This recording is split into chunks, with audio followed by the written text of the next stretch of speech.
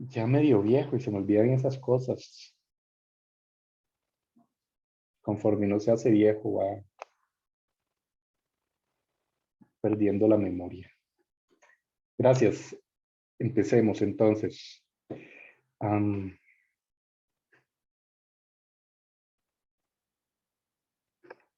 Voy a quitar la cámara para que puedan ver bien ahí. Y de todas formas,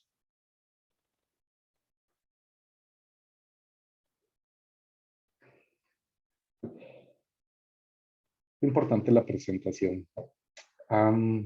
Y eso me deja espacio para pasarme de pantalla, que es más grande. Hoy vamos a ver algo de infraestructura, un poco, porque Profe, las cosas, sí, dime, perdón que le interrumpa. Dicen Nuris que si la puede aceptar. voy a pensarlo. No, pero no hay nadie en la sala de espera. ¿Dónde? ¿Dónde Voy a está ella? decirle, a ver. Eh, Vamos a ver por qué. Ah, no, perdón, capa 8, ya la vi. Es que capa 8, en resumen. ¿Ustedes saben qué es capa 8? ¿Alguna vez les han dicho que tienen un error de No, capa 8? No, nadie nunca le han dicho eso. Es un problema con Es, el usuario. ajá. Sí, recuerden que. Pero ¿saben por qué se llama capa 8? No, profe. Vean,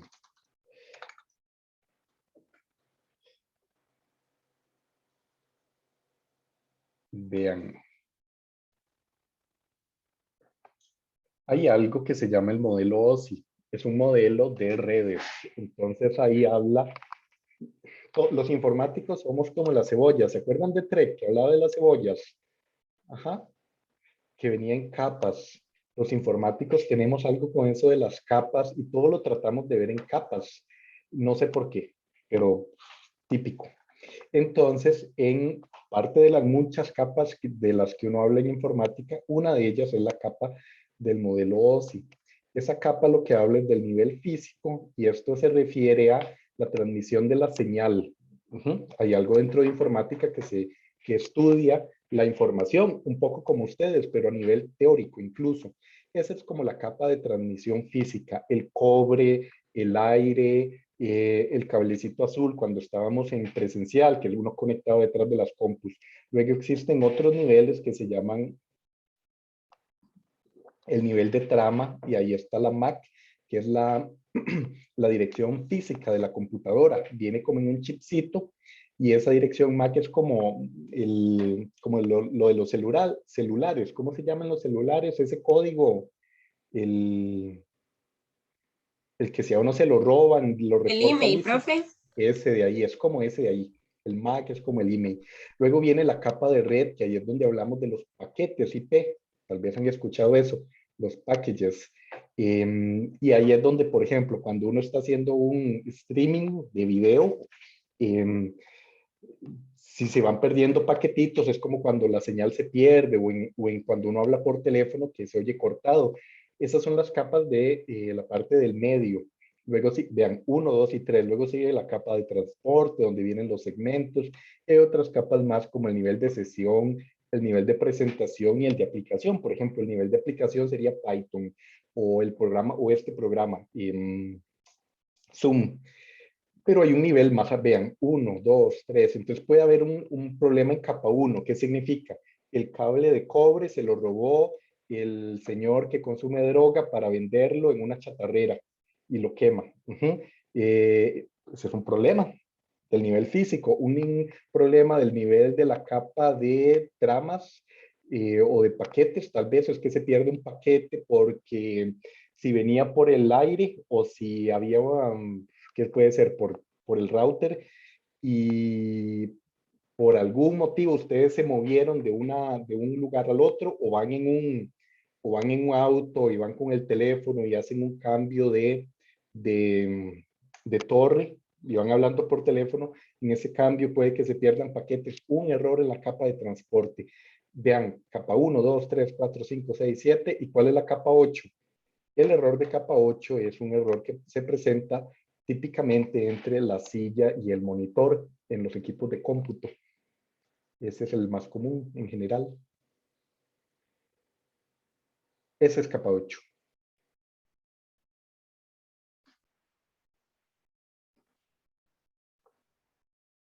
Ok, volvamos por aquí.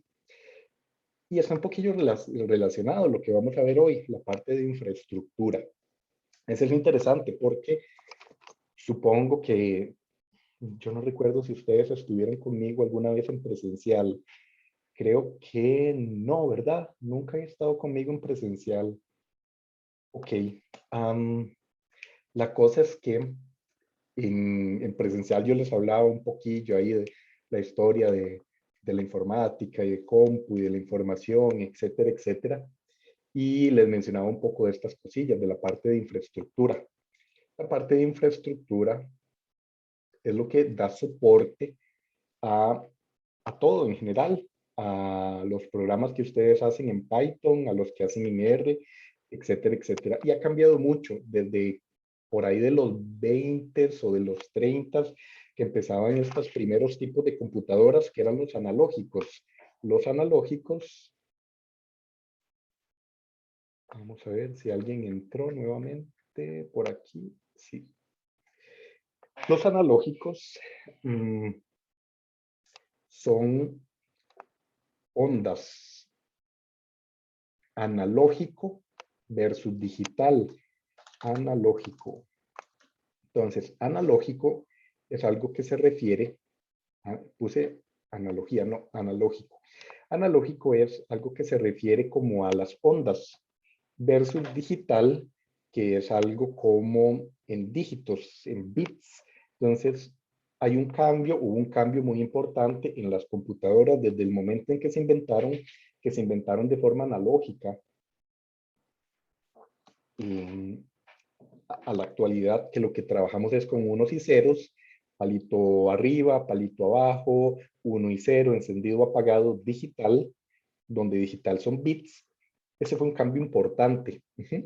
Y ese cambio provocó que las computadoras o la infraestructura que se maneja actualmente pasara de este tipo de equipo, por decirlo así, de este tipo de infraestructura, donde esta infraestructura, tal vez ustedes han oído algo así como que es más poderoso actualmente el teléfono que ustedes tienen, el que están utilizando ahorita para conectarse a Zoom, que estas computadoras que estaban acá, por ahí en los 30 o los 40. Y en efecto, vean por aquí a esta señora que está por acá, por ejemplo, con esto que parecen los discos que antes utilizábamos, los CD, no, los disquetes eran para grabar música. Ahí se guardaba esa información también. Ya esta es posiblemente más nueva y ya era en digital, porque aquí se podía guardar la información. Ok, entonces hubo ese cambio. Ese cambio, no sé si se los había comentado, sucedió por el uso del transistor. Entonces empezó a cambiar esa infraestructura. Y pasó, como ustedes bien saben, de ser 4 gatos en la Universidad de Stanford, en la de Berkeley y en el, qué sé yo, en el Massachusetts Institute of Technology, a poder utilizarlo, ¿qué cuántos? 2.000 millones de personas actualmente en un periodo de menos de 100 años, posiblemente, por ahí incluso de los 60 tal vez, por ahí de la década de los 40 o de los 60, eran unos cuantos en algunas universidades y las computadoras de este tipo valían millones de dólares y las utilizaban para netamente como lo que hacen ahora en el CERN, mera investigación. Nada muy tangible, pero como siempre la tecnología va avanzando y posiblemente eso que están haciendo ahora en el CERN sea tal vez uso estándar dentro de 100 o 200 años, de la misma forma que estas supercomputadoras en algún momento no eran de uso estándar y ahora lo son. Por ejemplo, esa era de Harvard, una universidad. Y las siguientes computadoras empezaron a avanzar y avanzar y pasamos a lo que tenemos, por ejemplo, más actualmente, que eran los equipos portátiles. Los equipos portátiles, vean que aún por ahí de los 90, que eso fue que 90, 2000, hace 30 años, más o menos, hace 30 años eran de ese tipo. Y 10 años después o 15 años después, empezamos a pasar a los equipos Pentium, que tal vez alguno ya ahora sí conoce. Yo no soy tan viejo para conocer esos por aquello. Y actualmente, por ejemplo, lo que antes se tenía en estos equipos de acá, se tiene en estos equipos de acá. Pero estos equipos de acá son interesantes porque en la actualidad lo que permiten es, por ejemplo, que toda la información que ustedes tienen en sus equipos, en sus teléfonos, en sus compus, esté también aquí. Eso es lo que llamamos en el fondo la nube. Son grandes edificios llenos con unas computadoras especiales, pero que tienen la misma estructura de las computadoras que ustedes están utilizando. Memoria, CPU y almacenamiento. Solo que aquí lo tienen separado por facilidad. Tienen solo racks de CPUs, racks para storage, almacenamiento, y racks para, bueno, la memoria RAM sí está en el mismo, en la misma tarjeta, en realidad. Bueno, creo. Y todo esto, por ejemplo, lo tienen en esos lugares que llamamos centros de datos. Los centros de datos, vamos a buscar alguno por aquí.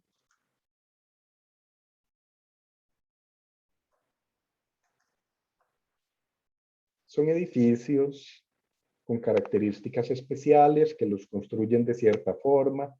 En algunos lugares los van a construir, por ejemplo, cerca de, o en las afueras de las ciudades, o en algunos lugares, en ciertos lugares que tengan características especiales porque son grandes, ocupan gran cantidad de energía, entonces tienen que tener sus propias conexión a la fuente, digamos, como su propia conexión al ICE, tanto de internet como de electricidad, porque esto consume lo mismo que consume una pequeña ciudad, por decirlo así. Y cada vez hay más. Vean, por ejemplo, hay unos en Islandia, está pasando algo muy interesante, que hay mining data centers. En Islandia, como es muy frío, también en Argentina o en los lugares fríos, gente arbitraria, y como tiene plata, se compra unas 10.000 GTX, unas 10.000 RTX 390, o compra sus propios procesadores y se pone a hacer algo que se llama minado, minar bitcoins o ethereum o diferentes monedas, etcétera. Y tienen sus centros de datos específicamente, pueden lucir como así, exclusivamente para generar este tipo de no voy a llamarlo moneda, de activo, de un algo que contiene valor. Y así es como hemos venido desarrollando, gracias a los avances en infraestructura, en electrónica, el desarrollo, el rendimiento, el performance cada vez más avanzado que tenemos. No sé si hasta aquí hay alguna consulta o duda.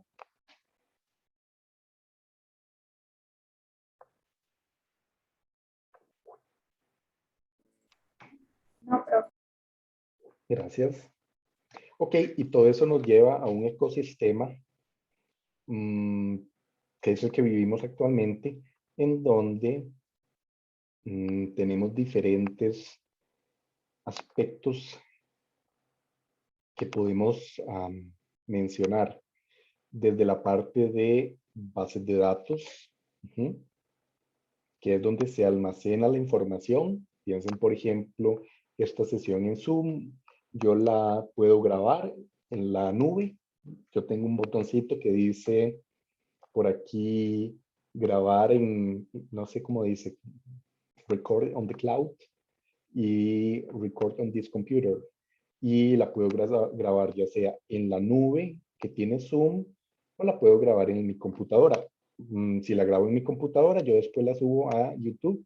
Y ustedes saben que los servidores de YouTube harán su trabajo analizando todos los videos que se suben. Y ese es el trabajo precisamente de estas grandes empresas que dan en su mayoría almacenamiento gratuito, por ejemplo YouTube. Lo que ellos ganan es más por la información que está ahí que por el hecho de que ustedes paguen por tener eso. No sé si alguna vez han visto, por ejemplo, una interpelación que le hicieron a Mark Zuckerberg en el Congreso. Nadie lo ha visto. Sí, profe. Lo cuestionaron por eso, sí. Yo se los enseñé o lo han visto por fuera. Yo lo vi por fuera. Sí, Sí, también. vean. Entonces vamos a ver.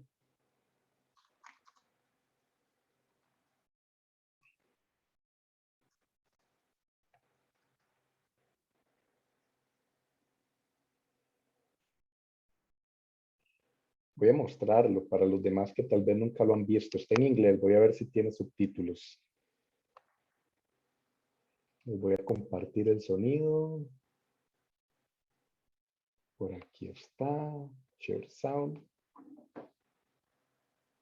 Duro. Mr. Zuckerberg, I remember well ¿Lo escuchan bien? Para darle play. ¿Lo escucharon? your first visit to Sí, profe. Ok. Véanlo entonces un minuto. Capitol Hill back in 2010. You spoke to the Senate Republican High Tech Task Force, which I chair. You said back then that Facebook would always be free. Is that still your objective? Senator, yes, there will always be a version of Facebook that is free. It is our mission to try to help connect everyone around the world and to bring the world closer together. In order to do that, we believe that we need to offer a service that everyone can afford, and we're committed to doing that. Well, if so, how do you sustain a business model in which users don't pay for your service? Senator, we run ads. I see. That's great. Hey, NB. Ok. No sé si lo escucharon o lo entendieron, pero la pregunta de este tipo era algo así como, ¿cómo piensa sostener un negocio en el cual los usuarios no paguen por el servicio? ¿Y qué fue lo que dijo? ¿Alguien lo escuchó? Con anuncios. We run ads. Pero es interesante porque vean la cara del senador y vean la cara de Facebook, de Mark. Vean ahí. Taca. Vean, ese man no se ríe. Ustedes saben, no lo vamos a decir aquí. Es un reptiliano. Pero vean, ahí se rió. Cuando dijo we run ads. ¿Qué significa en el fondo eso, chicos?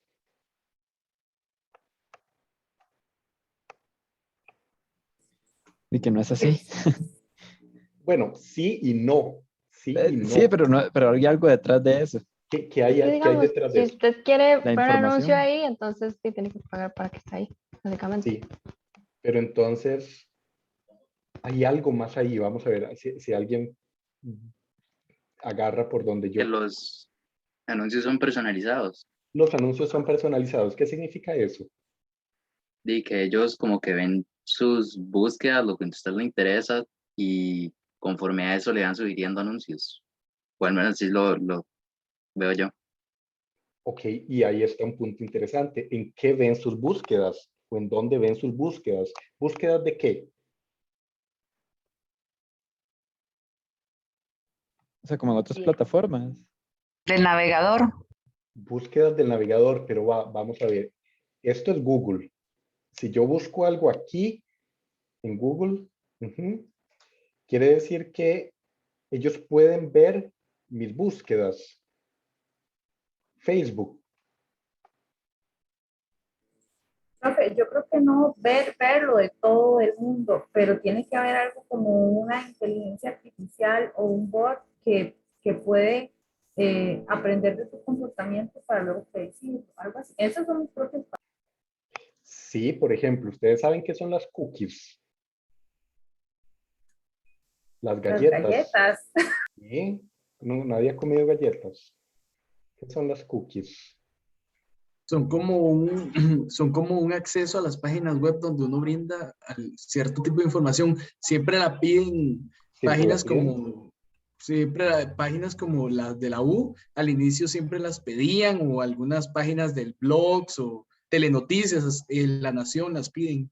Piden sus cookies y esas cookies se almacenan exacto, gracias Pedro, y esas cookies se almacenan en el navegador, pero entonces podría ser que Facebook vea las cookies que están ahí en el navegador, entonces ellos lean esas cookies, vean que ustedes hicieron una búsqueda que decía, no sé, mira, se murió Avicii, fue eso, ¿verdad? Hace 30 años se murió. Sí, Están celebrando el aniversario. sí, eso era. Ven. Entonces yo puedo buscar algo así como computadoras y entonces mañana en mi Facebook yo podría tener un anuncio de computadoras gaming. Ajá, si yo lo busco aquí. ¿Por qué? Porque Facebook podría haber revisado las cookies que estaban por ahí y entonces verlo. Pero pueden suceder cosas más interesantes. Por ejemplo, si yo, WhatsApp es de Facebook, ustedes saben, ¿verdad? Podría ser que WhatsApp, que lo que ustedes escriban en WhatsApp, no lo lea Mark. Obviamente Mark no tiene todo el tiempo para leer todos los mensajes, pero puede ser que en uno de esos super servidores de los que yo les mostré la foto ahorita, en uno de estos, un IA programado por algún informático, estadístico, matemático muy inteligente, que se ponga a leer sus mensajes, saque las palabras especiales, vaya, busque los anuncios de los que le pagan a Mark por poner anuncios y haga un empate entre las palabras que usted buscó y no sé qué no sé qué, Goyotienda que le pague a Facebook para que salgan anuncios de gente que haya buscado computadoras gaming. Esa es la risa que él tiene, digamos. Al final de cuentas es eso. Tal vez no sea que él, una persona física, lo lea porque es imposible, pero sí hay, como dijo una chica por ahí, una inteligencia artificial que está leyendo todos esos mensajes y haciendo los empates para ver qué rayos les pongo de anuncios o qué venderles. Ese es en el fondo, más o menos la idea. Bueno, puede que haya algo más por ahí, pero yo no sé. Profe, Ujú. una consulta. Es que, bueno, eh, hay mucha gente que dice que también como que lo escuchan a uno, digamos, pero no sé si será más una conspiración o algo así. Aunque Sí. en alguna ocasión me ha pasado que, por ejemplo, estoy hablando con mi mamá y dije que me quería comprar una almohada y como al otro día, una cosa así, Facebook me puso un montón de anuncios de almohadas y yo, ¿pero qué? Entonces no Sí, sé si eso es cierto, si fue pura casualidad o algo así. sí, sí, sí es cierto, porque mira, am, almohadas bonitas, ¿vieron? ¿Y qué me salieron? Almohadas bonitas. Cada vez que hay una configuración en sus teléfonos, en Android, que dice que, como el asistente, como el Siri en Apple o en Mac, que dice que él lo va a estar escuchando a usted para cuando usted quiera hacer una búsqueda, como cuando apriete el botoncito aquí, pero el teléfono siempre lo puede hacer. Entonces, el teléfono puede estar siempre escuchando, como ahorita, y entonces él va grabando esto y no hay ninguna magia en esto. Ustedes vieron, yo dije almohadas bonitas, él lo tradujo a texto e hizo una simple búsqueda. Esto es lo que sucede en el fondo. Y sí, eso pasa. Ah, ok, ok, sí, entonces sí. Sí, no es tan conspiración, No es más bien estándar, una más bien realidad. es una realidad, sí. Hay, Ajá, hay, peores, ok. hay peores cosas. Peores cosas se verán. Vean, por ejemplo, vean los chinos. O sea, nosotros vivimos aún aquí en este lado de la muralla, en el lado no comunista de este mundo. En el mundo hay una muralla digital que separa el lado Berlín, solo que es para el nivel del mundo. En el otro lado, los chinos, por ejemplo, chinos,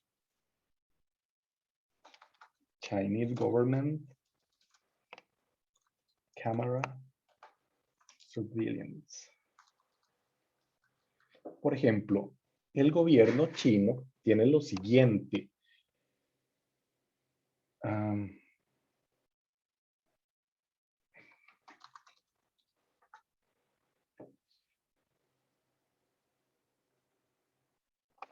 En China hay muchas cámaras. China es otro lado del mundo muy diferente. En China, por ejemplo, vamos a ver si sale por aquí. No. Ok, en China, por ejemplo, hay muchas cámaras así. Y esas cámaras están conectadas a sistemas con inteligencia artificial. No sé si hace poco ustedes se dieron cuenta que por aquí en el TCE quería, el Tribunal Supremo de Elecciones quería hacer algo con datos biométricos, ¿verdad? Y luego salieron los diputados, como siempre, como hacer una comisión, a investigar y bla, bla, bla. ¿Recuerdan eso que pasó hace unos meses o no sé cuánto?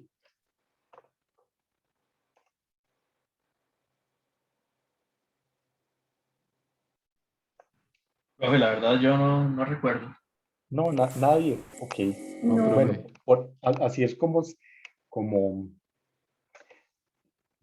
uno empieza a vivir en una distopia tecnológica, una distopia, el antónimo a utopía tecnológica, cuando uno no se da cuenta de las cosas que pasan porque hay un tipo por ahí, un tipo por ahí, o unos cuantos tipos por ahí que son los que toman ciertas decisiones que parecen como que no afectan a nadie y nadie se da cuenta. ¿Qué pasa con lo siguiente? Ustedes saben que si van al Tribunal Supremo de Elecciones, ustedes se toman una foto, ¿verdad? Ya les toman una foto. Cuando han sacado cédula, les toman una foto. Obvio, está ahí en la cédula. Y les toman lo de los dedos, ¿verdad? En las huellas dactilares. Sí. Pregunta. Yo podría, o ustedes podrían entonces, por ejemplo, guardar, en vez de tomar una foto, que el día de mañana les tomen 3 fotos y ustedes ni se dan cuenta por qué, o le tomen una foto con una cámara especial. Esa cámara especial puede tomar información biométrica de la cara. Así. Toman una foto y entonces hay unas cámaras especiales que pueden medir las distancias también y entonces pueden hacer una, no solo una imagen en 2D de ustedes, sino en 3D con unas cámaras especiales. Entonces, con esa cámara especial guardan sus medidas biométricas de la cara. Y el día de mañana ustedes van a ir por la calle todos felices, viven en China, supongamos, y entonces ustedes cruzan la calle con el semáforo en rojo, en verde, en verde para los carros, en rojo para ustedes. Y entonces, esto no es magia, se puede hacer. Se puede reconocer de inmediato, como se reconocen las placas de los autos, se puede reconocer una cara. Y entonces cuando ustedes, aunque todos se parezcan, ¿verdad? Todos son iguales para los ojos de uno, pero yo no sé cómo ellos se distinguen. La cosa es que uno con esta resolución de cámara puede puede identificar a una persona. Entonces puede identificar que no sé, que Carlos acaba de cruzar la calle en la avenida central y se brincó un semáforo en rojo a pie. Y entonces le llega a su teléfono celular un ticket por $50 por haber cruzado la calle en un momento que no debía. Y aparte, lo acaban de degradar a ciudadano con una clasificación B-, porque estaba en la clasificación B+. Y entonces nos empiezan a clasificar por el nivel de tickets que uno tenga, si cruza la calle por mal lugar, si tiene multas de auto, etcétera, etcétera. Eso ya pasa en China. Ya se puede hacer en China. No es magia. Y eso se puede hacer en cualquier país. Pero claro, si la gente empieza a berrear mucho con respecto a esos aspectos, como les mencionaba eso, de la plataforma, de identificación biométrica, que es precisamente eso que les acabo de contar, poder identificar biométricamente a alguien. El siguiente paso es nada. Toda la tecnología ya está. Usted almacenan toda la información biométrica de ustedes. Lo tengo en una pequeña base de datos que son 5 millones de personas, mínimo, pequeño data center de 50 terabytes. Ahí tengo toda la información y ya con eso puedo empezar a identificar a las personas. Interesante, ¿no? Profe, pero igual eso lo van a hacer con los pasaportes en una semana, si no me equivoco, no sé si ya lo introdujeron. Pasaporte biométrico.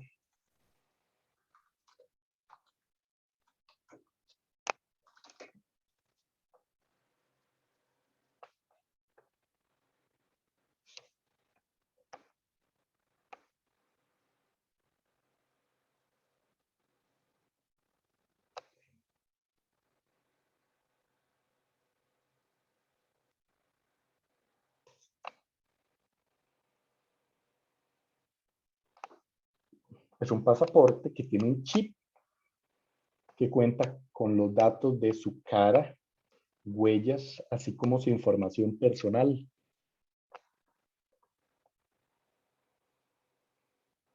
De a poquito se puede empezar a hacer, no se ocupa lanzarlo así como un proyecto país de identificación ciudadana en masa. Llámelo pasaporte biométrico, luego llámelo otro más y así usted va juntando información biométrica de las personas para lo que usted quiera y de identificación y así va. Exacto. Suena tipo, vamos a ver, suena tipo teoría conspirativa de Q y de Anon y de bla, bla, bla, pero eso es, digámoslo. O sea, lo que decía de que era un reptiliano, lo digo en broma, no es un reptiliano, obviamente. Pero lo demás de que usted puede identificar a las personas, el tagueo automático en Facebook del reconocimiento de las personas no es por que sea más bonito, es porque al final son datos que sirven para algo.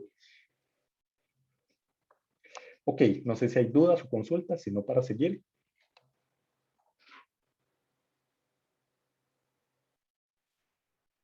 Todo bien, profe. Gracias.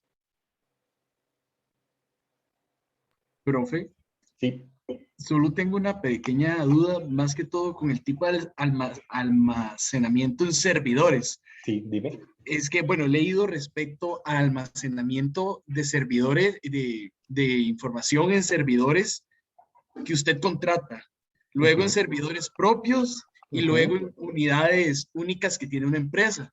En este caso, ¿por qué es más fácil, por decirlo así, ocupar servidores contratados? Porque, por ejemplo, si Pedro el día de mañana sale de la U y se monta una empresita y él empieza a ir muy bien y digamos que gana $1 millón. El primer año usted se gana $1 millón. Entonces, ¿qué pasa? Usted tiene dos opciones con ese $1 millón. Invertir $300,000 en comprar equipo, unos cuantos servidores no tan potentes, o sea, si son muy potentes el de $300,000, pero todo es relativo, ¿verdad? Estoy comparándolo con esto de aquí. Entonces, ahí usted tiene que ir a calcular qué le sale mejor. Gastar de inmediato $300,000 en comprar los servidores, llevarlos a su empresa, instalarlos ahí. Usted sabe que posiblemente tenga que tener una persona en ese lugar y luego qué pasa, tiene que tener un espacio especial para que no se meta el agua. Imagínense que hay una gotera, le caiga una gotera encima del servidor y aparte tiene que tener aires acondicionados, etcétera, etcétera. Versus lo siguiente, yo puedo venir aquí, venirme a AWS, calculadora, vengo por aquí, AWS es de Amazon, de Jeff Bezos, es de la empresa que fundó Jeff Bezos, de Amazon, y es como Azure, si han escuchado ese término. Una empresa que renta servidores, renta cosas en Internet. Creo por aquí un estimado, voy a crearme, por ejemplo, unas instancias, y entonces aquí yo las puedo seleccionar, puedo tener mis servidores en alguno de todos estos lugares que tiene Amazon. El estándar y que me queda tal vez más típico es aquí en Ohio. Voy a crear un estimado avanzado con un servidor Linux, porque todos los servidores estándar usan Linux. Bueno, no necesariamente, pero Linux es lo estándar. ¿Qué pasa? Yo podría querer, qué sé yo, para guardar la información de todos ustedes, de todo el país, tal vez unos de gigas de RAM, para que sea rapidito, unos 64 gigas de RAM. Y unos, vamos a ver si lo pongo aquí por Virtual CPUs. Voy a poner unos 96 cores, unos 96 núcleos. No, sí, unos 96 núcleos y voy a pagar una parte por adelantado. Voy a pagar $9,000 por adelantado y luego $800 mensuales y voy a tener unos cuantos teras por aquí de transferencia de datos, digamos 1 tera y 1 tera, no creo que sea tanta información. Bajo por aquí, veo mi estimado y vean por aquí, dice que en vez de tener que pagar $300,000 de un solo, yo puedo pagar anualmente un upfront, un pago inicial de $9,000, o Pedro, que es el que, digamos, que tenía este $1,000,000 y quería tener estos servidores, paga primero $10,000, del millón no es nada, y luego sigue pagando simplemente $2,500 al mes, en vez de tener que comprar todo el equipo. Y con los otros, vean, con lo primero que gasto son, ¿cuánto aquí? $12,000. El otro lo tengo en una cuenta de ahorros donde me está dando un poquito de plata al mes y simplemente voy sacando $2,500 al mes y voy pagando. Imagínense todo el ahorro que se da. Por eso es que es mejor tener los datos aquí, por ejemplo. No sé si hay alguna otra duda. Pero 1 tera no es así como demasiado poquito. ¿Cómo? 1 tera no es demasiado poquito. No, pero es de transferencia. Ah, 1 tera de transferencia de banda Mensual. ancha. Sí, de transferencia mensual, pero aquí lo puse, no sé. Vamos a ver dónde lo tenía. ¿Dónde lo tenía? ¿Dónde lo tenía?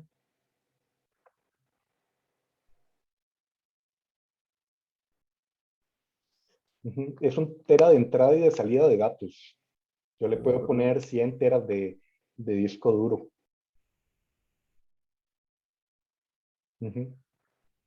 No sé dónde se quedó, vamos a hacerlo de nuevo. Profe, esto se relaciona con las PAS, las IAS y las SAS. Esto es algo parecido. Con las PAS, las IAS y las SAS. Sí. Con estas palabras de aquí, PAS, IAS y SAS. Sí. Creo que es con AA, que es plataforma. Ya. Sí, es con AA. Sí. Eso es Hardware as a Service, ¿correcto? O Platform as a Service, es precisamente eso. Y Software as a Service significa, por ejemplo, que aparte de esos $2,500 que usted paga al mes, incluso puede por aquí comprar una base, alquilar una base de datos para que ese servidor ya venga con un software como servicio, un software as a service, y le cobran $100 por mes por tener ahí una base de datos Postgres o una SQL Server o un Oracle. Es eso, correcto. Ujú.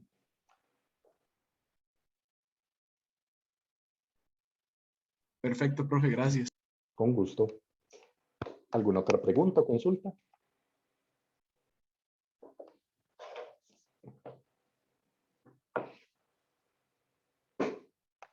Ok, sigamos entonces. Y bueno, parte de eso era todo lo que mencionábamos ahora, tener el servidor en la nube, las bases de datos en la nube, las aplicaciones, el software como un servicio en la nube, el storage, el almacenamiento en la nube, etcétera, etcétera. Y parte de precisamente esto de tener, vean que yo por ahí les había dicho que tenía 96 núcleos, ¿verdad? Vieron que por aquí, bueno, ya lo borré en el estimado, yo les había buscado ¿qué era? De 64 gigas de RAM, ¿de cuántos? 96 núcleos, creo que era como esta, no, una más barata, esta, y así les muestro la parte que me mencionaba Carlos. Ahora, vean aquí, bueno, aquí está el storage amount, lo había puesto en 1 tera, pero pongámoslo en 1000. Y por ahí también estaba el data transfer, que creía que era el que había configurado, que puedo estar 100 teras, vamos a ver, déjenme pensar, 1000 teras, 1000 teras es mucho, realmente, vamos a ver, uno cuando guarda datos biométricos, no necesariamente tiene que guardar la foto, lo que guarda es ¿cómo decirlo? Una representación de esa foto, un modelo. Entonces no tiene que ser una foto de 40 megas perfectamente con la mejor resolución posible, con la foto del iPhone X, no. Es un modelo y ese modelo puede ser súper pequeñito, puede ser de 1 mega, porque existe algo que se llaman redes neuronales, que las redes neuronales son una de las diferentes formas de esas IA que ustedes mencionaron ahora, que sirven para hacer identificación de objetos. Por ejemplo, las redes neuronales convolucionales. Entonces, esa red neuronal puede tomar una imagen, véanlo por aquí, y lo que hace es que transforma esa imagen en una representación de algo más sencillo que represente un auto. Con una red yo puedo tomar una imagen de Carlos y convertirla a algo más sencillo que represente a Carlos. Y luego lo único que ocupo hacer es ir leyendo las imágenes que me van viniendo de la cámara, de las diferentes cámaras que estén en la avenida central, y tratar de hacer una búsqueda de si alguna de esas imágenes de esa persona que va caminando coincide con la que yo tengo almacenada en el modelo. Se oye más complicado de lo que es. Bueno, sí es complicado, pero bueno. Si alguien lo hace, es que es factible. ¿Ven? Pues ahí puede uno detectar los diferentes patrones de si es Carlos, de si es Caroline o de si es Daniela. Y que les decía que no se ocupa en realidad tanto almacenamiento, puede ser menos. Lo que sí puede ocuparse un poco más es la transferencia de datos. Y dependiendo de ahí ya va a tener un costo diferente. ¿Y qué más les iba a decir? Así de la concurrencia, de los núcleos de aquí, que tenía 96 núcleos. Estos núcleos que tengo por aquí, estos 96 núcleos, también pueden ser no necesariamente solo CPU. Ustedes saben que CPU es el procesador de la computadora para hacer eso que ustedes mencionaban de la IA y de detectar las caras, incluso detectar si una persona está triste, está, si está triste, si está enojada o si está feliz. uno lo puede hacer con estas redes neuronales convolucionales y puede hacer muchas cosas más. Y eso uno no lo hace con los CPUs, lo hace con el GPU. Entonces yo puedo, por ejemplo, aquí, si yo lo que quiero hacer es una red neuronal para empezar a leer información, yo puedo, vamos a ver si esto tiene GPUs. Por aquí yo puedo alquilar GPU.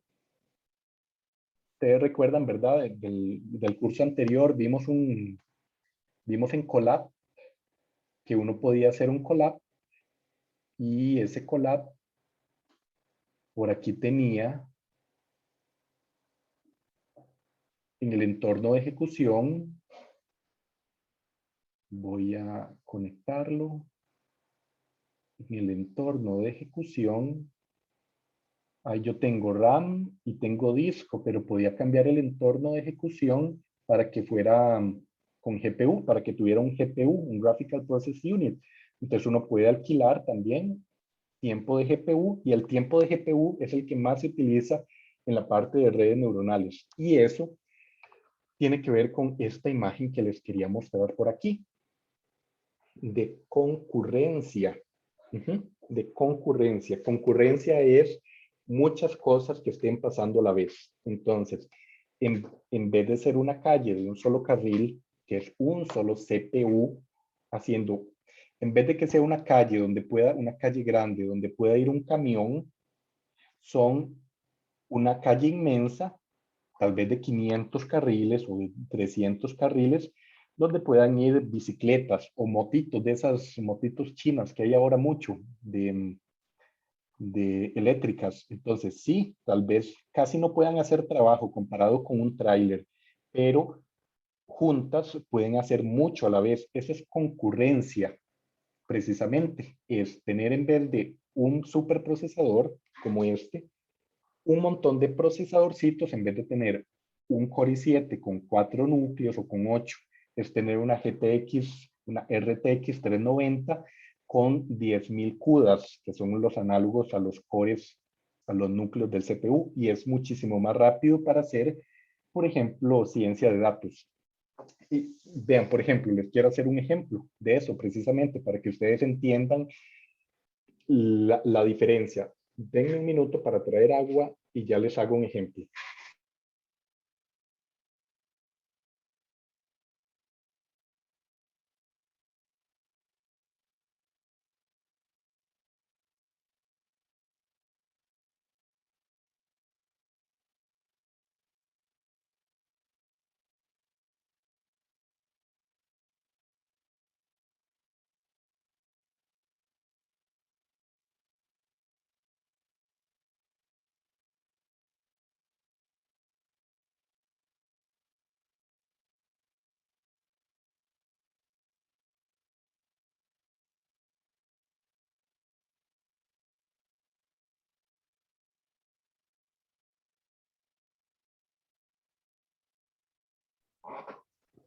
Ok, vean, me voy a hacer un collab y les voy a explicar qué es esto de concurrencia con un ejemplo práctico, porque yo soy muy práctico. Eso de mucha teoría no va conmigo realmente.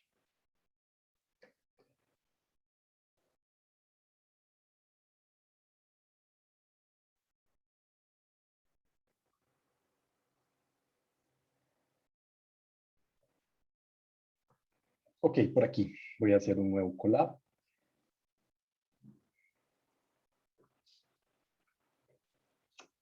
Y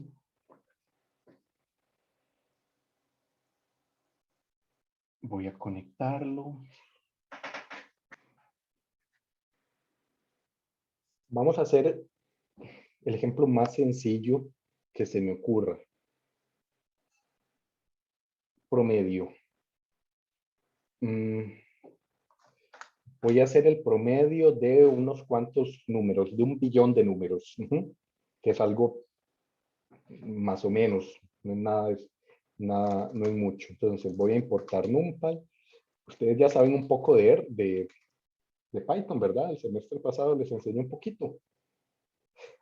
Les voy a importar NumPy. Voy a hacerme un arreglo de datos con datos aleatorios, enteros para que sea más fácil, de 1 a 10, y voy a ponerle de tamaño unos 100, 1, 2, 3, 1, 2, 3, 100 millones, no, uno más, 1 billón de datos, 1 billón de números aleatorios. Entonces importo esto y me genero 1 billón de números aleatorios. Vamos a ver lo que tarda.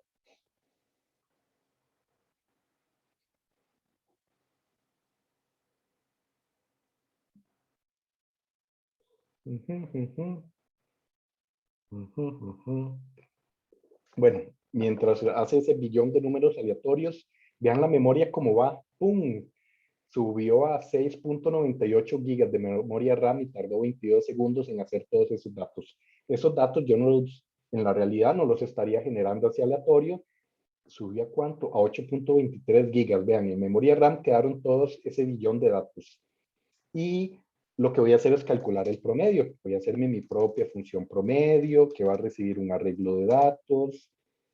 Y entonces la típica función más básica que se me puede ocurrir es hacer un for i en ese arreglo y hacer la suma igual a la suma más i. Y retorno esa suma. Y voy a hacer otro código. Y lo que voy a hacer es contar el tiempo que me tardo en calcular el promedio de 1 billón de números.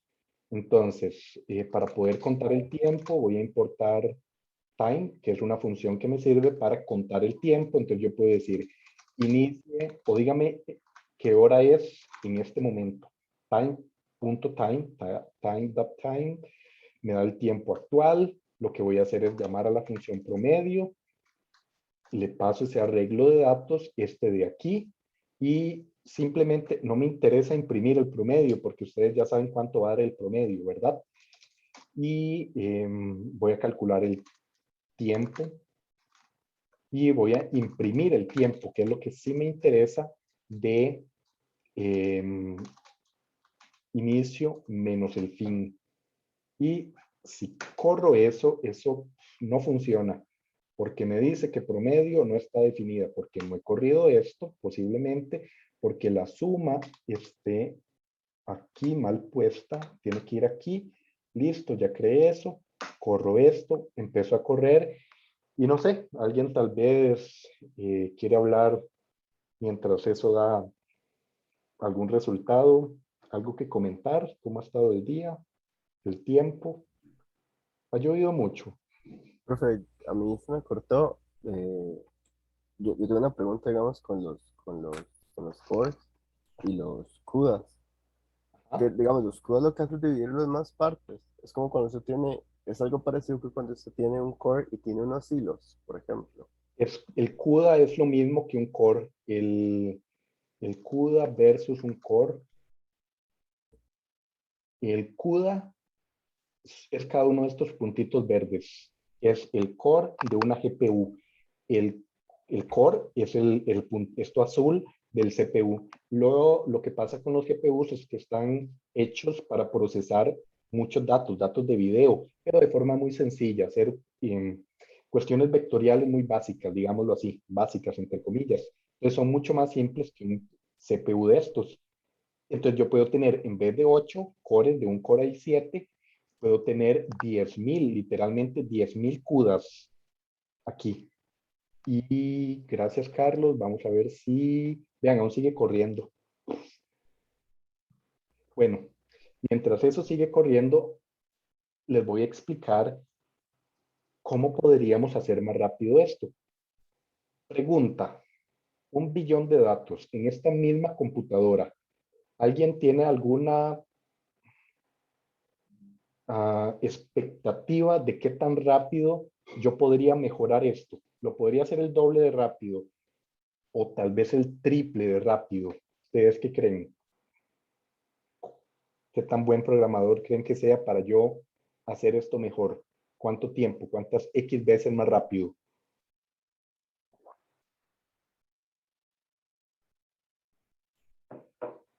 Profe, este programa usa su procesador. Este programa está utilizando procesador CPU, este de aquí. Pero CPU. Pero está usando el procesador de Google, Está de los utilizando el servidores de Google. procesador de Google. Sí, no el de mi compu, el que está por aquí. Ver recursos, no me dice el CPU, pero bueno, debe estarle dando a full, haciendo esas sumas. Pregunta, ¿cuánto creen que pueda mejorarlo? Profe, ¿Mm? 1.000.000 de veces. sí, no. Alguien No, no sé. alguien dijo 1.000.000 de veces. No sé. Me Lo que se me sobrevalora. ocurre es como separar ese número del billón Ajá. en varios, como, hacer Como- como 1.000.000 y 1.000.000 y 1.000.000, así, Sí, y digamos, como separar el número, para no Ujú. generar tantos números en un solo tiro, sino como generarlos por separado y después Y luego juntarlos. juntarlos, ¿No? sí, y hacerlos a la vez, porque no tiene sentido partirlos a la mitad, hacer primero esta parte y luego esta otra parte y luego juntarlo. Es que las dos mitades se hagan a la vez, ¿verdad? En vez de estar haciendo todo en uno en azul, partirlo en un montón de partecitas y que me lo haga a la vez. Ok, les voy a enseñar la forma fácil de hacerlo. Ujú. Yo puedo importarme por aquí algo que hace exactamente lo que dice el compañero. Entonces yo puedo traerme de una librería que se llama Numba, el Just in Time, y a la verga, perdón. Acabo de perder 3 minutos de tiempo de CPU, vean. Todo porque, ¿vieron por qué? Me equivoqué. Start Bueno, y start. sí, imagínense esto, en mis tiempos era así. En mis tiempos en compu era así. Me equivoqué y aquí me faltó una T y acabo de joder el programa. Pero en vez de perder 3 minutos en mis tiempos, que no era tanto atrás, ¿verdad? No era tan atrás, no soy tan viejo. 13 años tal vez atrás. Lo que hacíamos era dejar un programa, una computadora en el laboratorio, un laboratorio de computadoras como el de ustedes, sí, aún existen esas cosas, aún laboratorio de computadoras, dejábamos un papelito pegado en el monitor de la computadora que dijera, por favor, no apagar. ¿Por qué? Porque precisamente dejábamos corriendo un proyecto que iba a durar horas corriendo, 3 minutos 53 segundos. Esto no duró nada. Y eso tardaba horas. Lo dejábamos el viernes y esperábamos al lunes a ver qué pasaba. Y bueno, apúntense ese número. La cosa es que voy a ver cuánto tiempo puedo mejorar ese programa. Entonces, si vengo por aquí, voy a hacer otro tipo de programa. Este de aquí, pero lo voy a hacer de una forma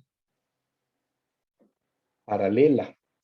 En mis tiempos lo teníamos que hacer manualmente y hacer un poco de cosas. Ahora ustedes tienen la magia de poder importar esto y simplemente agregar un tag al inicio, agregar un tag, una etiqueta al inicio que diga compile esto just in time, compílelo en tiempo de ejecución y aquí yo le puedo poner que esto sea con Python, no importa qué significa eso.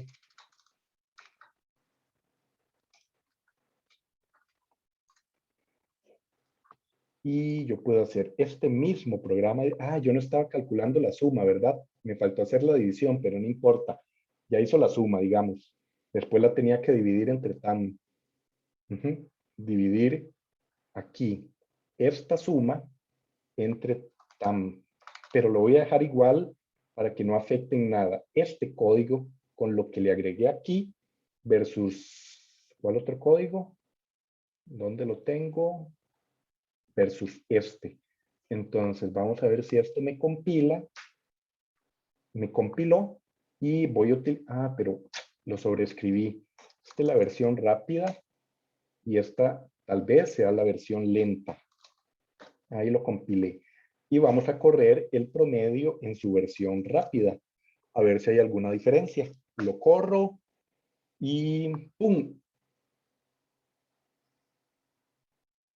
¿Cuánto tardó? Un segundo. ¿Cuánto más rápido fue eso? Alguien que me diga cuántas veces más rápido. ¿Cómo hago ese cálculo? 3, ¿qué fue? ¿Lo que duró? ¿3 minutos qué? 3 por 60 más ¿cuántos segundos? ¿Alguien recuerda? 53. 230 veces más rápido. Todo Por ahí. esto, 1.38 entre esto. No, al revés. Entre 1.38. 167 veces más rápido, ¿no? 3 Sí. minutos.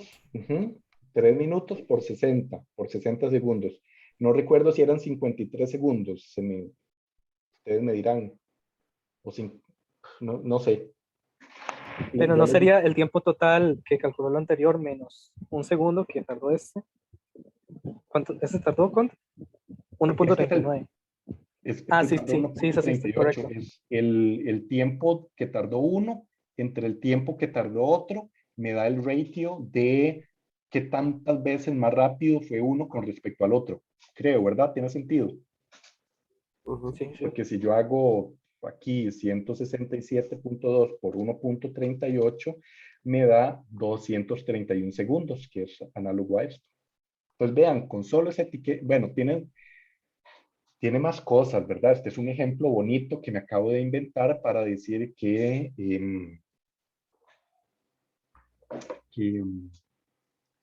yo lo puedo hacer más rápido.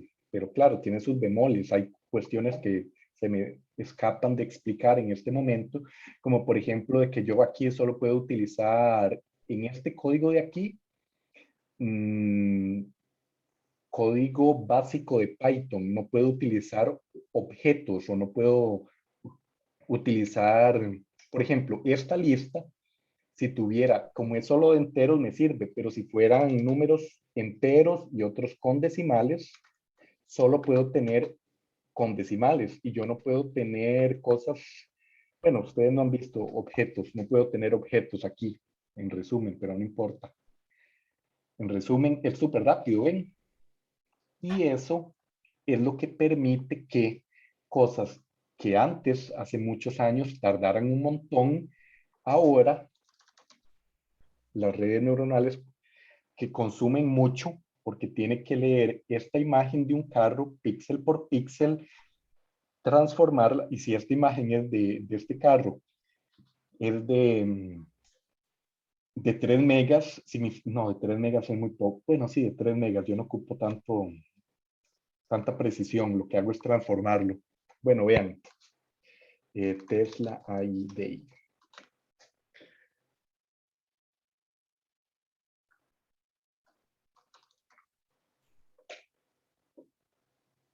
Vamos a ver.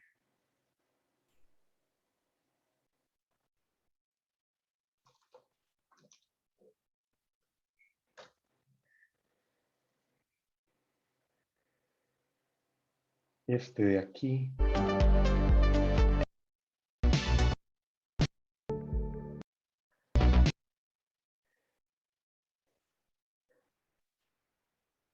Este de aquí. Real world. And Ok, vean. Aquí, nadie tiene un Tesla. No, ok. Ojalá, profe. Ya casi. Si ustedes se gradúan de estadística, buen inglés, se van a trabajar con Alex a Microsoft o alguna otra, son muy buenos, se los llevan para Estados y en 3 años fácil ustedes se compran un Tesla, no se preocupen. Pero tienen que saber estas cosillas. Por ejemplo, tienen que saber cómo funciona el Tesla, cómo se conduce un Tesla, por ejemplo. Un Tesla se conduce de la siguiente forma. Hay muchas formas de hacer, de conducir un auto de forma automática. Una de ellas, por ejemplo, es los Teslas solo tienen cámaras. Solo tienen cámaras, no tienen radares. Bueno, sí, ya tiene un radar, pero no se va a usar, no se ocupa. El Tesla lo que hace es ir tomando fotos de tiene 6 cámaras, 8 cámaras, si no me equivoco, y va tomando fotos, imágenes, video de por dónde va. Y entonces va transformando esas imágenes en esta imagen de aquí, la transforma en un modelo como este de aquí abajo. Entonces, yo no ocupo toda la imagen, yo no ocupo, como les mencionaba ahora con Carlos, de que me dijo, pero solo 1 tera, y yo le dije, sí, es muy poco, voy a ponerle 1000, pero bueno, no, en realidad yo no ocupo tanto. Sí, yo no ocupo tanto, porque yo no ocupo toda la foto. Lo que yo ocupo, y como ser humano hacemos eso, es muy interesante, uno no va por el mundo recordando todo, o cuando uno conduce no recuerda todo. Uno identifica cosas y dice, ese es un auto, ese es un semáforo, este es el patrón de una persona que está cruzando la calle justo enfrente de mí y tengo que frenar rápidamente porque si no lo atropello. Patrones. Uno genera un patrón, un modelo de qué es lo que tiene alrededor en el mundo, cuadritos, simplemente 4 puntitos en un plano 2D o más puntitos en un plano en 3D, porque yo lo puedo hacer en 3D, en realidad. Es más importante hacerlo, uno lo tiene que hacer en 3D cuando hace este tipo de modelos. Ajá, uno lo tiene que hacer en 3D, pero igual tampoco va a consumir tanto. Y genera ese patrón. Con ese patrón, uno va guardando toda la información y luego se lo pasa a la red neuronal para que la red neuronal aprenda qué es lo que tiene que hacer y uno le da ciertas reglas o uno puede poner a una persona a conducir que la red neuronal vaya aprendiendo de la persona, que cuando ve a alguien al frente frena, que cuando ve una luz roja frena, que cuando está en verde acelera y va entrenando a esa red. ¿Cómo le entrena? Uno le entrena en paralelo con muchos de esos CPUs, de esos GPUs que mencionábamos acá.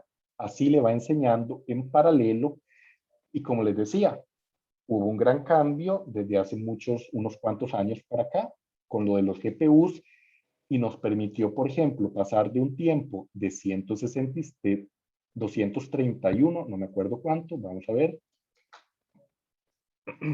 de 233 segundos en que yo tardaba algo a 138. Pero piensen, esto en esta computadora que me está regalando Google, que me está dando de regalo.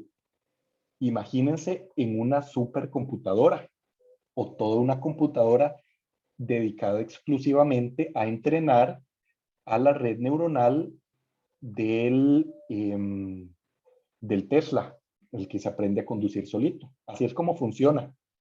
En una supercomputadora le meten miles y miles, millones de ejemplos y esa misma computadora va aprendiendo, genera un modelo, un programita pequeño y ese programita uno lo descarga al Tesla para que se conduzca solo. Y así hace la magia de que se conduzca solo el auto. ¿Dudas o consultas? Y también ver los huecos de la calle y así. Puede ver los huecos de la calle, sí. Incluso, por ejemplo, vean, hay cosas muy raras. Por ejemplo, uno no puede entrenar a la red neuronal con casos que no van a suceder. Entonces lo que hace es que genera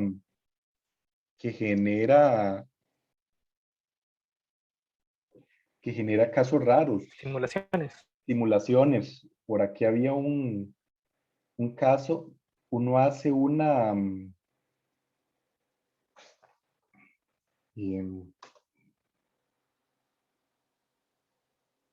¿Cómo digo alce en inglés? Se me fue. Alce. Alce es Sí. moose. M-O-O-S-E. No, S de sapo. Sí.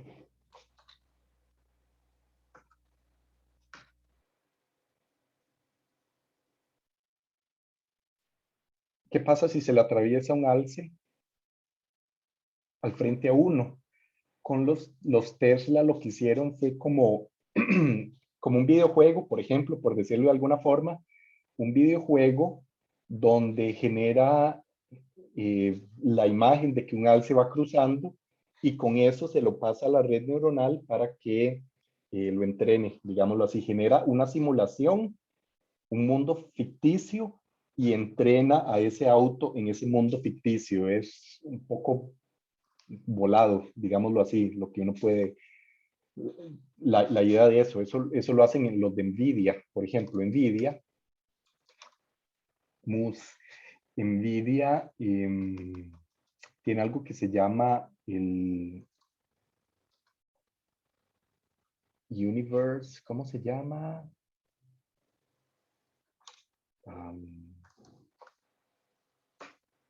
Omniverse, el Omniverse de NVIDIA.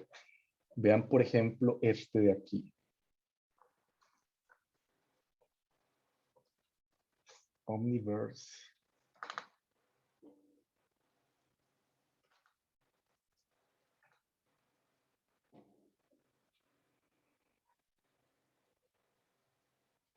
Véanlo aquí. Por ejemplo, esta gente de BMW contrató a la gente de NVIDIA, este es el CEO de NVIDIA, Juan, y esto que están viendo aquí no es real, no es un edificio real, es un render, pero es como un videojuego de NVIDIA, entonces, de ellos en Omniverse, y entonces ellos crean todo este mundo simulando una planta real de BMW que les permita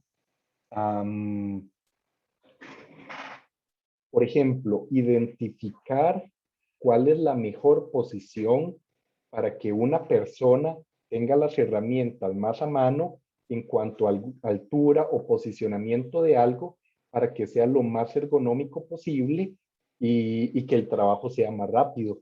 Entonces, ellos simulan y ponen en cada espacio algo, lo corren, o sea, es como una fábrica virtual y al final de cuenta, luego corren algoritmos con las diferentes simulaciones, con las diferentes posiciones de donde están las cosas para ver cuál es la que da un mejor rendimiento y la que puede producir un menor daño en la espina dorsal para que la persona no se tenga que agachar. Haciendo eso, creo que la gente de BMW aumentó la producción en un 30%, creando este mundo virtual y optimizando el mundo virtual, que es la representación de la realidad, y luego llevando esa optimización del mundo virtual a la realidad. Suena muy Matrix, pero sí, eso se hace.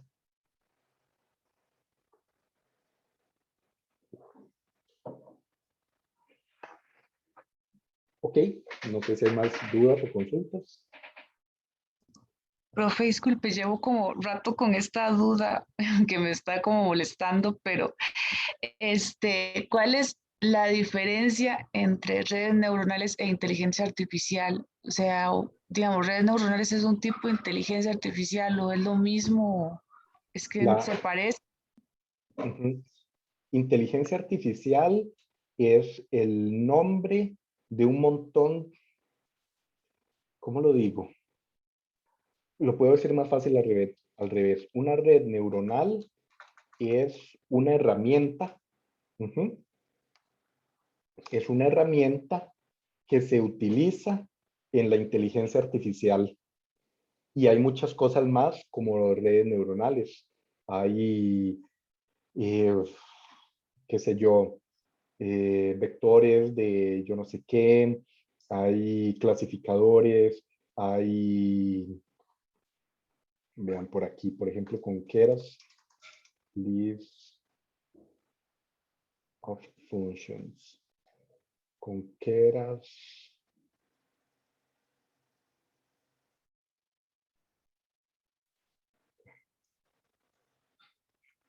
Clasificadores, etcétera.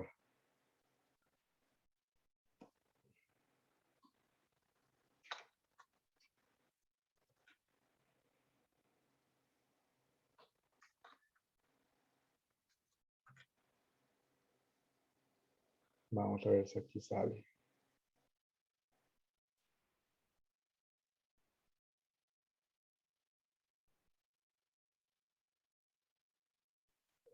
Y vean, dentro de la inteligencia artificial, que es como lo más arriba, uno puede tener el aprendizaje de máquinas, machine learning. También puede tener el data mining, ir a encontrar grandes cantidades de datos, por ejemplo, de todo Walmart y encontrar información con eso. Entonces, ahí inteligencia artificial es todo lo que, y no hay una definición exacta, es como todo lo que intente darle cierta inteligencia a las computadoras. Y dentro de todo esto de la IA, el machine learning, el data mining, existen una serie de herramientas que sirven para eso. Una de ellas son las redes neuronales, pero también uno puede crear algoritmos de clustering, algoritmos para hacer regresiones lineales. ¿Qué más hay por aquí? Aprendizaje reinforcement learning. Eso significa, ¿cómo decirlo? Hacer un programa que bien tonto, pero que cada vez que se equivoque, uno le diga, lo hizo mal. Cuando lo hace bien, le dice, lo hizo bien. Y así va, y él va como encontrando un caminito, a ver cuál es el caminito para ver cómo lo hace mejor. Y dentro de su área, ustedes tendrán un montón de algoritmos de estadísticos, como estos de aquí, vean acá. Ustedes sabrán mejor esos términos que yo. Para darle, son en el fondo herramientas para poder hacer machine learning o hacer inteligencia artificial. Vean, aquí está Artificial Neural Networks, parte de todo ese conjunto de herramientas que sirven para máquinas de soporte vectorial, lo de vectores que mencionaba, que sirven como herramientas para la parte de inteligencia artificial. No sé si lo expliqué muy enredado. No, profe, me quedó más claro, gracias. Con gusto. ¿Qué más?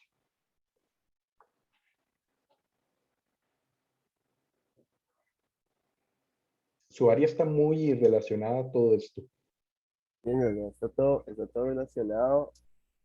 Por ejemplo, los árboles de decisiones, eso que dice de los ensambles del Baggy, que es que usted va haciendo varios al mismo tiempo, y los bosques aleatorios es que usted hace varios árboles de decisiones y luego como que compila, como que ¿ah?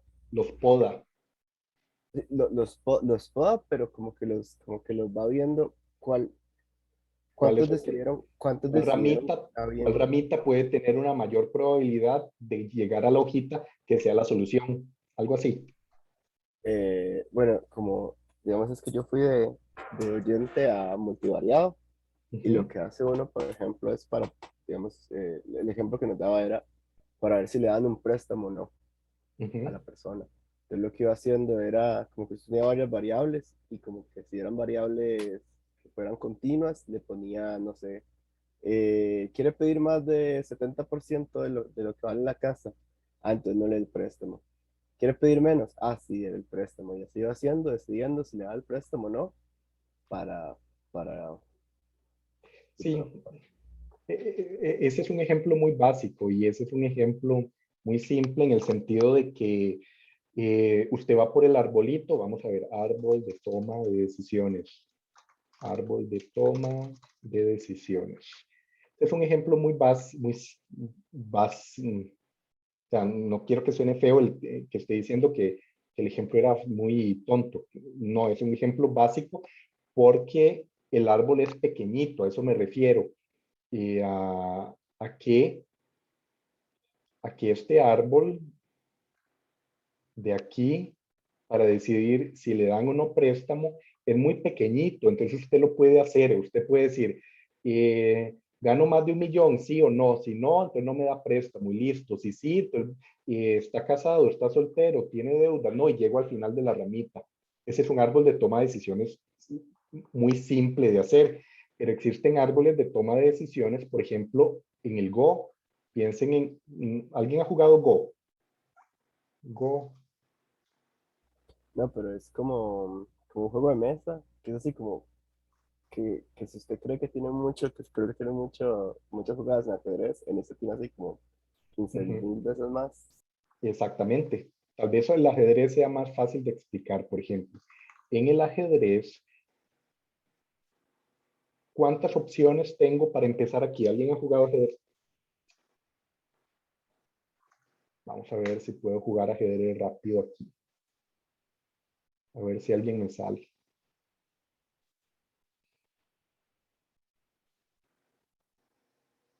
Vamos a jugar contra alguien ya mismo.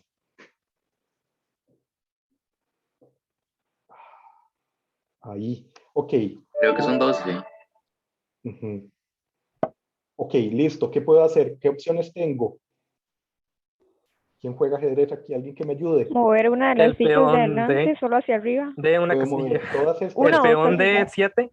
O este hacia aquí. Tengo 1, 2, 3, Peón de 4, 5, 7 6, adelante. 7, 8. O esta. Puedo hacer esto aquí. Y luego, ¿qué más opciones? Él va a hacer algo.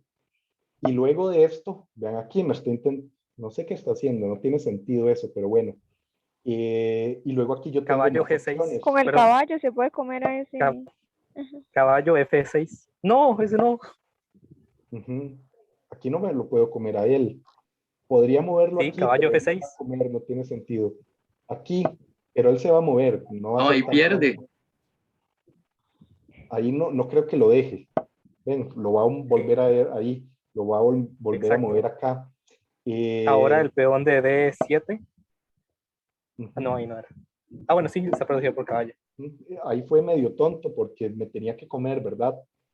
Bueno. Peón A6. Y ahí puedo seguir jugando. Yo no lo movería aquí.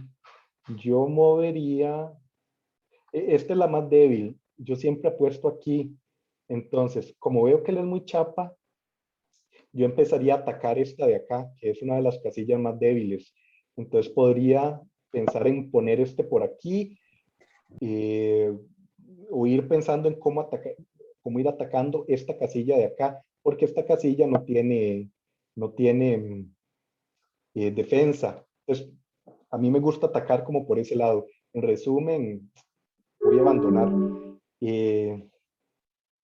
Y la cosa es eso del ajedrez. ¿Qué pasa? Tengo un montón de opciones y entonces ya al inicio tengo muy pocas opciones, pero ustedes vieron que me empezaron a decir, haga esto, haga lo otro, haga esto. ¿Cuántas opciones tengo aquí? Tengo 1, 2, 3.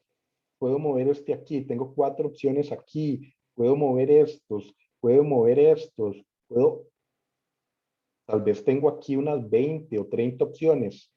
Y después de mover alguna de esas 20 o 30 opciones, alguna vez después de haber seleccionado alguna de esas 20, tengo otras 20 para cada movimiento. Entonces, mi árbol de toma de decisiones no se ve así, se ve inmenso. En vez de tener solo 2 decisiones de sí o no, de si gano más o gano menos, entonces tengo 20 y luego de esta de aquí tengo 20 más y 20 más. No puedo yo simplemente tener un programa como ese del banco para decidir si me dan un préstamo o no, para decidir si me voy por un caminito o no del árbol. Lo que uno hace ahí y lo que mencioné, una palabra es poda. Yo podo toda una rama del árbol. Vamos a ver si se ve.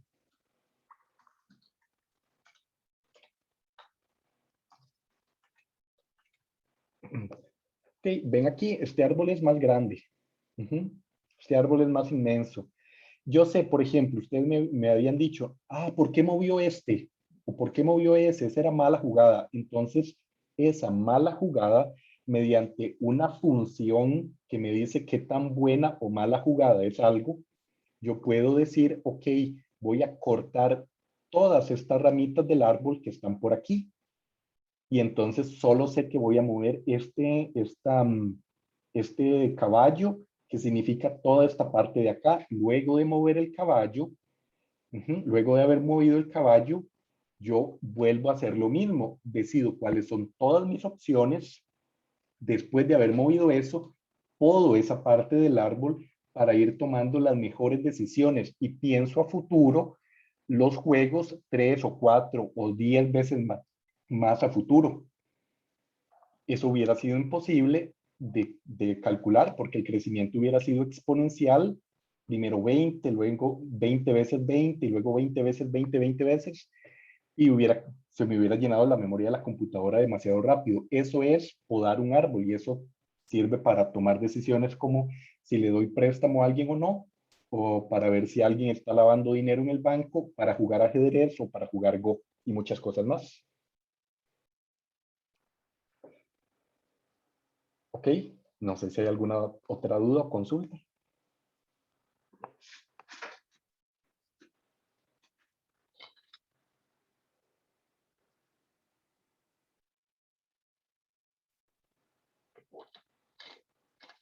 Todo bien.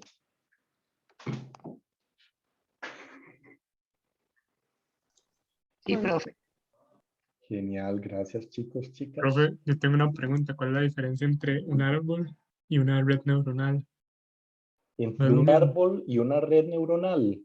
Ajá, ¿no es como muy parecido? Ambos son grafos. Entonces tendría que saber qué es un grafo. Y en otra clase lo podríamos hacer eso. Un árbol es un grafo acíclico. Un árbol es un grafo acíclico que no tiene ciclos. Una red neuronal se puede programar en un grafo. Pero de nuevo, eso es algo muy teórico, siento yo, que se podría ver con un ejemplo práctico para que usted vea, ah, mira, esto programado es un grafo, así se ve, esto programado es un árbol, los puedo implementar sobre la misma estructura de datos, el grafo es una estructura de datos y ya después le aplico diferentes funciones, pero sí son parecidos, pero no son iguales.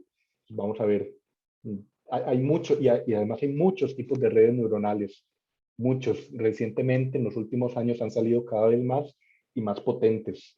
Entonces, sería divertido una clase solo de esa parte. Hay un montón de que hablar de eso, digamos, para profundizar en ese tema. Es una respuesta muy corta para una pregunta muy interesante. Ok, gracias, profe.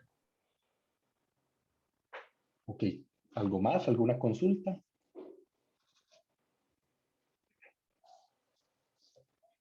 No, todo bien.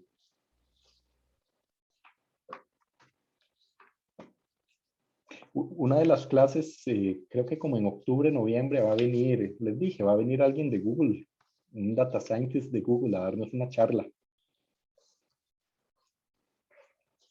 Entonces ahí también van a conocer la visión de él.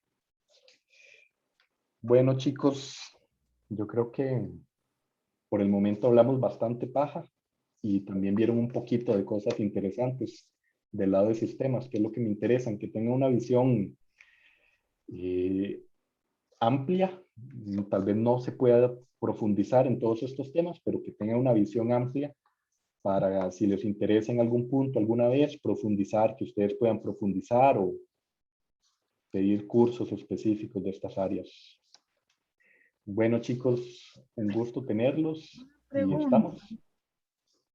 Sí, dime. Vi que el laboratorio 4 estaba ahí. Ah, sí. El laboratorio 4 es simplemente lo siguiente.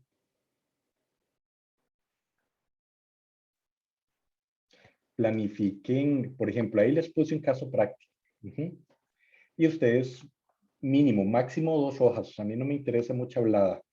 Planifiquen cómo realizar ese caso práctico. Es de cómo examinar a 5.000 personas.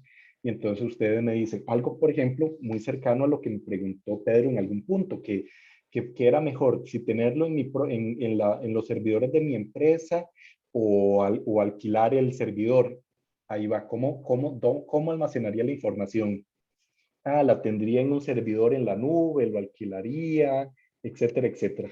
Y hacen la propuesta de cuánto tiempo tardarían haciendo eso, qué servicios contratarían. Contrataría una computadora en la nube, AWS, el costo estimado de tanto. Algo así, pero van a tenerlo más claro cuando lean el pequeño caso. Ese es solo el laboratorio.